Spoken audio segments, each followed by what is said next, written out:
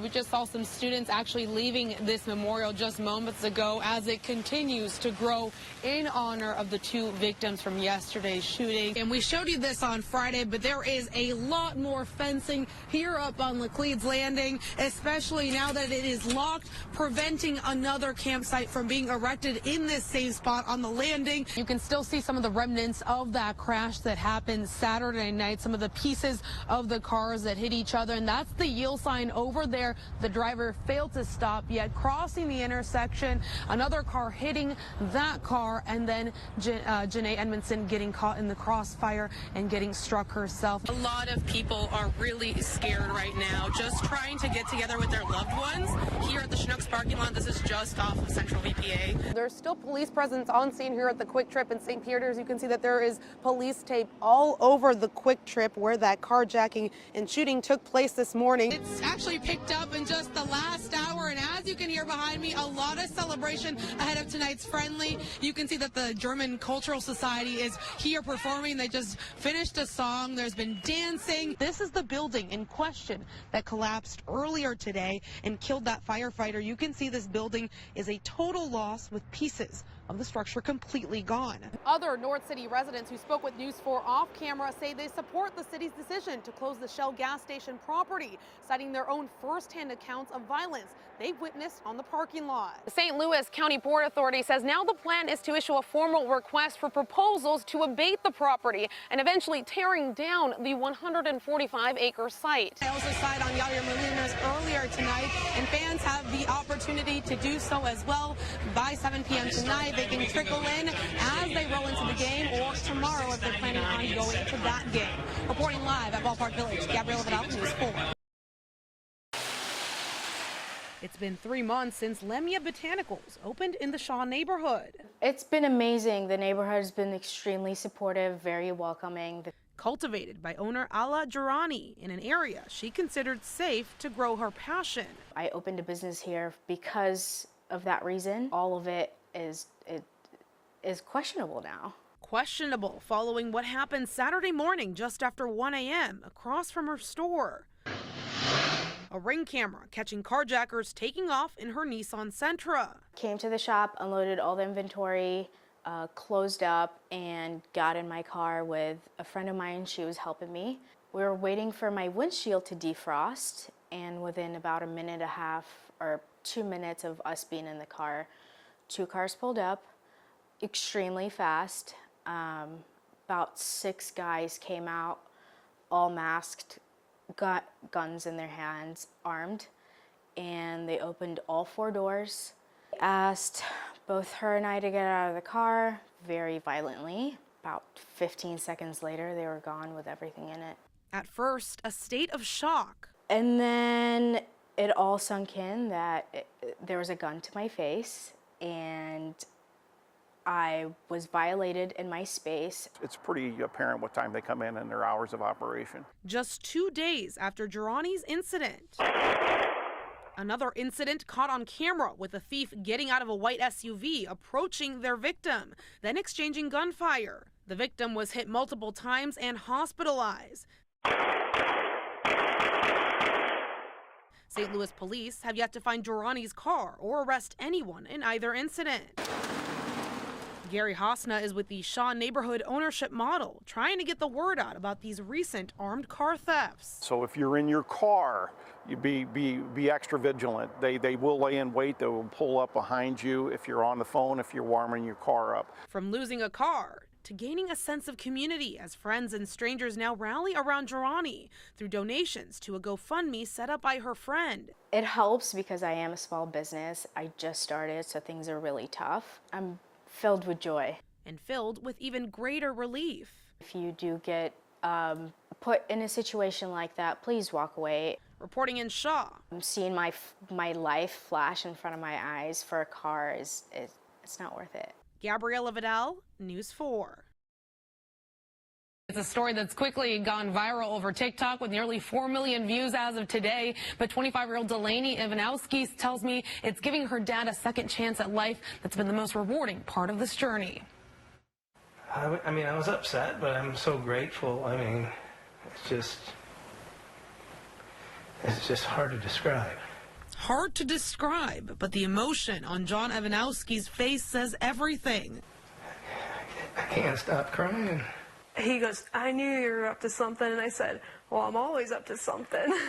That something began brewing in Delaney Evanowski's mind more than a year ago after doctors told her father he had an immunoglobulin A deficiency, causing an overactive immune system to attack his kidneys. From there, it's just been dialysis every couple days since then. So for over a year, he's been hooked up to a machine for 3, 4, 5 hours a day. So then my first thought was, I was like, why can't he just have my kidney right now? John was against it. I didn't want her kidney. I'm like, you're too young. You got a long time to be here.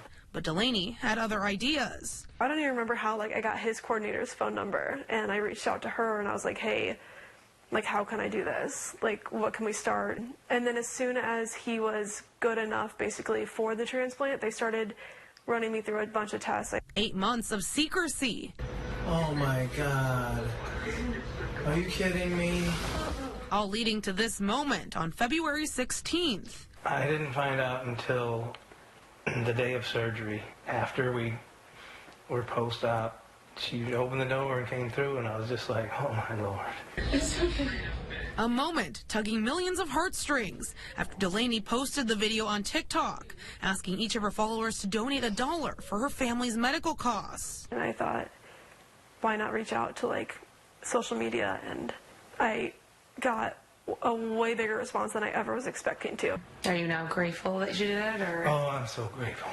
Not to be hooked up to the machine anymore and be able to do what I need to do or what I want to do, it's just going to be, it's a big relief. This father not only relieved, but taking a new lease on life thanks to his daughter. It is one of the greatest gifts you can ever give. And the Evanowskis are still calculating how much money they've received as a result of the viral TikTok video posted. But Delaney hopes all the funds will go towards helping her family's medical bills. And she also added that she wanted to do this so that she'd be able to have her father walk her down the aisle one day. Wow. Love that. I think my favorite part is raising a daughter myself. You want them to be defiant, but you hate it on the inside. What a time for her to not listen to her dad. She was independent, but also doing it for a good cause. Yeah. Now she can always say, Dad, you remember that one time I saved your life? Yeah. I did that, didn't I? Yeah, she has a lot to hold against them now. That's a great story, Gabby. Thank you. It was a massacre in her room. I mean, you see bullet holes coming through her window. You see bullet holes shattered in her blinds. And you can't even explain why. A gutted Adelina Gines sits next to her daughter, 9-year-old Andrea. The trauma hasn't really hit her at this point in realizing the severity. She said it pains, it aches at times. Her right forearm wrapped in gauze. I'm trying to keep myself together. Gines says she was working Wednesday night when Andrea and her father woke up to this exchange of gunfire outside their home. Some of those bullets piercing through the side panel, blinds, and curtains of Andrea's room. And when he went up there, she had blood everywhere. And they didn't realize where she was shot. And then, when they realized she had a chunk of meat missing out of her arm. And then that's when I got the call. And I immediately left work and went into mommy mode. Gines says she is grateful her daughter is alive, but also left with frustration. You look at a video and you just see hoodlums, just gunfires, careless, reckless, and there's nothing you can do. Who do you blame? Who can I go after? I don't have nobody I can be mad at.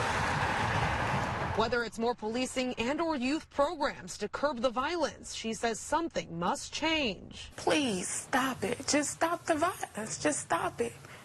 Whatever these people have going on, talk about it. They need more mediation. They need more guidance. And I hope this wakes somebody up and realize it could have been your child. Gabriela Vidal, News 4. Okay, there goes John. He's safe. That's 15-year-old John Trotter trudging through floodwaters. The quick thing was to go save the kid because I didn't want the kid to get hurt. This was early morning on July 26 as Trotter and his mother's home flooded from the rain. A scream for help across the street sent Trotter to action. He's 6'2", and the water was chest high, using, not only his swimming skills, but his ROTC training. He went to work. He went to work. A 5-year-old boy was trapped in his bedroom in the basement of their neighbor's home as water continued to rise. Get the heaviest thing I could find and go over there as fast as I could. He used this cast iron skillet, now broken from the impact, to break through the floorboards above the basement. And we just kept beating it in until we could get, in there. He at least broke a hole in the floor before the fire department got here. This is him returning after fire crews arrived. Him thinking on his feet was amazing because, one, if he couldn't swim, and two, he hadn't thought quick on his feet, then who knows what would have happened to this little boy. It really struck me, the selflessness of this young man. Ryan Coleman learned about what Trotter did. I was confident we could do something, and something would be better than nothing. And reached out to his family to help kickstart a GoFundMe on his behalf. When you know that people care about the situation you're in, I think that can go a long way too. It kind of gave me hope that there were still good people. In part to help Trotter and his mother, Jennifer Thorpe, have the means to find a new home, but also stay true to her promise to gift Trotter the car he was meant to have, now destroyed from the floodwaters. He's turning 16 in January, and I literally had just put a whole bunch of work into it for him, and now it's gone. So now I'm kind of back to square one. As he and his mom now take it day by day, Trotter vows to never take the love and things he has for granted. Even if you don't have all the nice, cool things, appreciate that because it'll be gone. Anything can happen. Blink of eyes, gone. In University City, Gabriela Vidal, News 4.